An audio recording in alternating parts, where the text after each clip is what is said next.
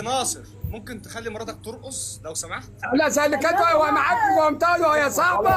لا اتك على عقلك، اتك على عقلك يا ابني، ست كبيره قاعده بتاكل عيش. يا راجل يا بابا بلاش الكلام ده، ما ينفعش. اتك على عقلك يا خالد، عيبك يا خالد، ما تزعلنيش اكتر ما انا زعلان منك عشان ما بفشخكش اكتر.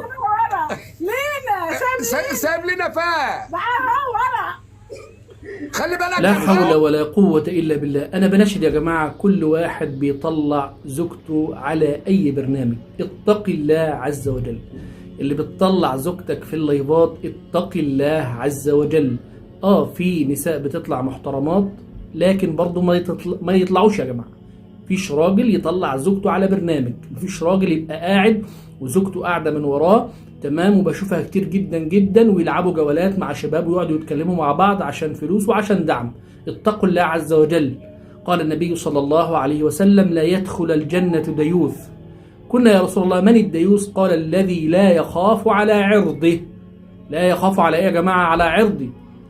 زوجتك اللي انت مطلعها في اللايف، زوجتك اللي انت بتعمل فيديوهات معاها، زوجتك اللي بتعمل معاها فيديوهات وبتقعد ترقص قدام الناس.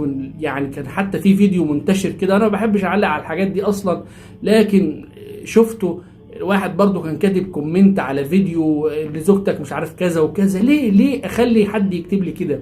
او ليه اطلع زوجتي اصلا من الاساس يا جماعه؟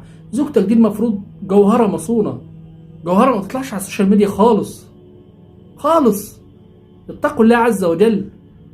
ولادك يشوفوها بعد كده يقولوا ايه؟ اتقوا الله عز وجل. وفيديوهات كلها متسجله يا جماعه وبنشوف عجائب والله العظيم. يبقى انا زوجتي ما طلعهاش نهائي على السوشيال ميديا خالص باي وسيله، ولا طلعها في لايف معايا.